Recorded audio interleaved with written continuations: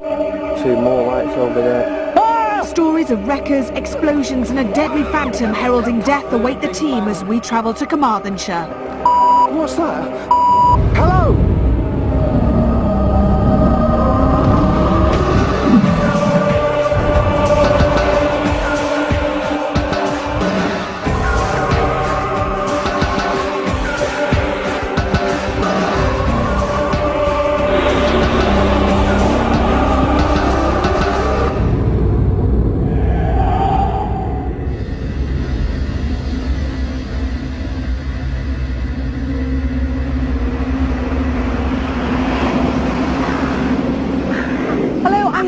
And this week I brought the team to a very scary place indeed. Sea ghosts and phantom killers are said to roam around this whole area. Welcome to Most Haunted and Pembrey Woods. Human activity has been evident in Pembrey Forest since at least 400 BC, when a fort was established here. The coastline was prone to shipwrecks, and taking advantage of this, the wreckers would use lanterns to lure boats onto the rocks, slaughtering survivors and making away with the cargo. Known locally as men of little hatchets, after the tools of their unpleasant trade, which incorporated a claw design for ripping open cargo and dispatching unwanted witnesses. There are many claims of sightings of strange lights, said to be ghostly wreckers still plying their devilish work, enticing ships to destruction on the treacherous shores.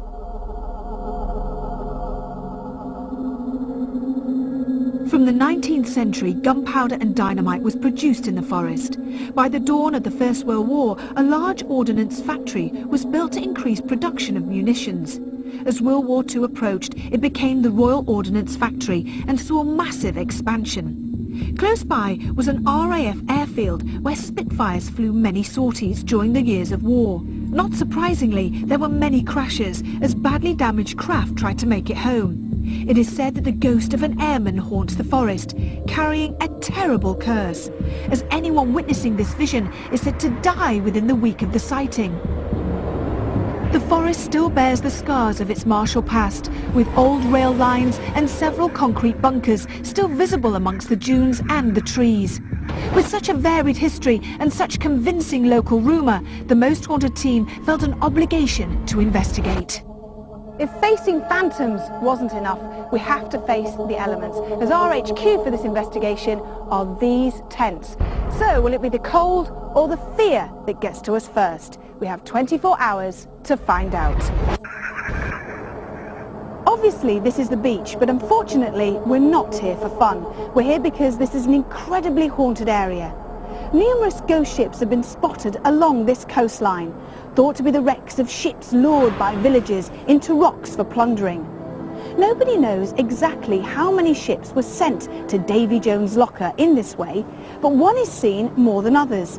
A large galleon with torn sails glowing luminescent green, manned by a crew of dead sailors, is said to be silently drifting along into the night. People in period clothing have been seen coming out of the sea, on shore and walking on water at dusk. They're thought to be spirits of drowned passengers. They've also been seen on the dunes along with their killers, hatchet men, locals who caused shipwrecks in order to steal cargo. A ghostly mist suddenly covers the shoreline for no reason and recedes just as fast, and phantoms of the wreckers still trying to lure ships ashore haunt the forest. And here we are in the middle of it, where ghosts are said to roam in abundance. Scores of wreckers have been seen carrying lanterns and hatchets floating through the trees, but no one has been brave enough to approach them.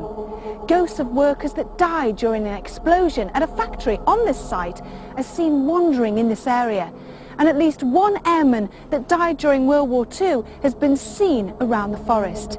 He's identifiable from his distinctive boots. But this is one phantom we definitely don't want to see, for everybody that has seen him has died within a week.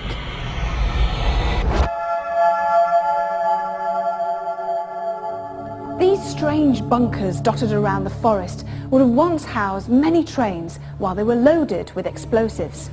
Although abandoned long ago, the sounds of trains are still reported and the smell of oil fills the empty rooms for no apparent reason. The figure of a man thought to be a former worker is seen walking around this area.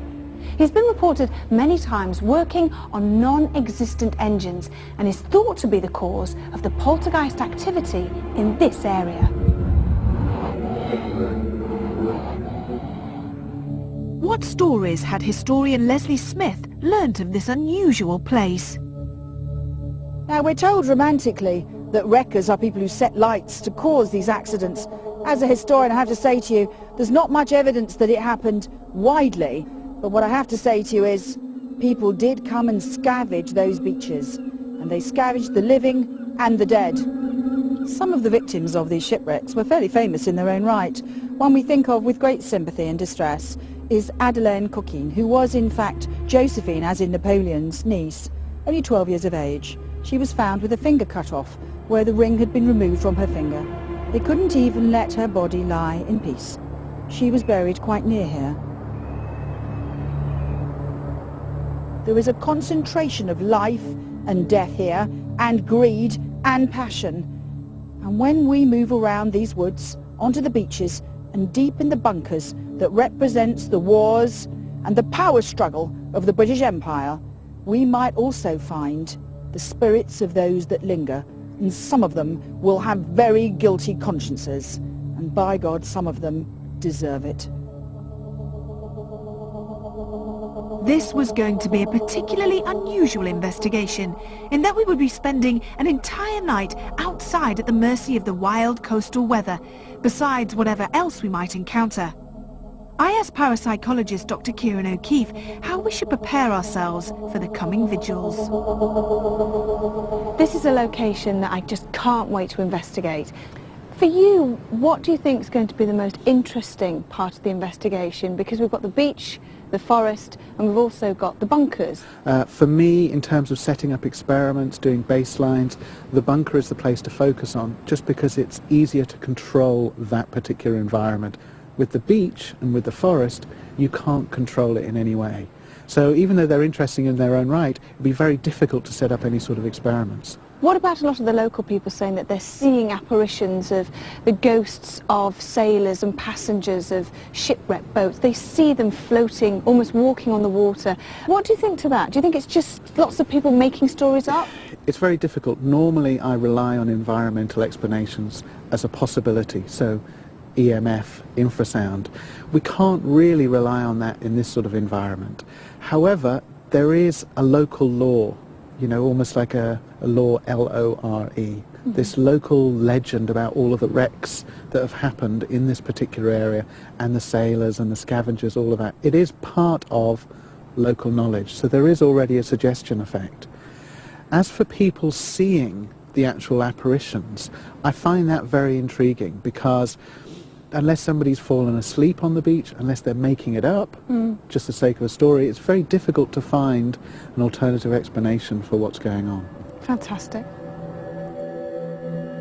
The team have invited guest medium Barry John to join our strange and extraordinary investigation, and we begin with an initial lit walk around in the woods, attempting to orientate ourselves to our odd surroundings. Just how safe would we be as we step deeper into the unknown, with who knew what was lurking out of human sight? Only the continuing hours could reveal those secrets. What's that?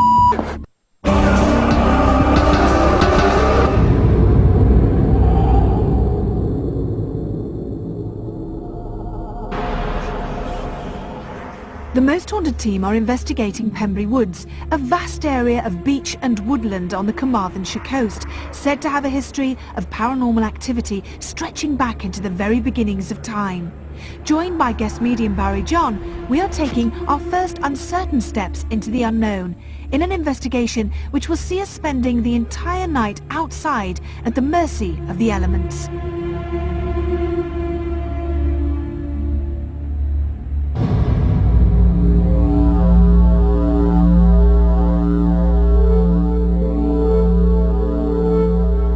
Right, this is certainly different, isn't it?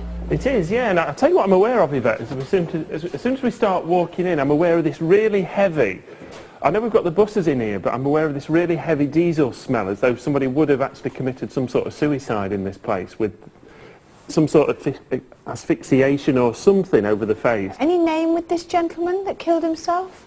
Not at the moment, no. Time period when it would have happened? I'm going to say late 30s, 1938-ish sort of period, something like that. I want to say recent.